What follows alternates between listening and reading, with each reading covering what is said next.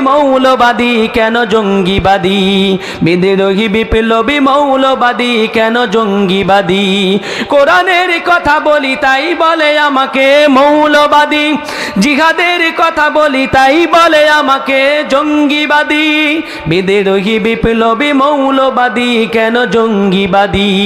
জন্মের পরে কানে আজান কি দেয়নি, তুমি মৌলবাদী ছাড়া হওনি। আবার মরণের পরে জানাজা পড়াবে, মরণের পরে জানাজা পড়াবে, তখন কোথায় পালিয়ে যাবি। বিদ্রোহী বিদ্রোহী বিপ্লবী মৌলবাদী কেন জঙ্গিবাদী, ঠিক কি না? কি মনে করে ওই হনুমান, দাড়ি টুপি দেখিলেই তালেবান। তালেবান বুঝেননি? আফগানিস্তানে যারা আমেরিকার সাথে যুদ্ধ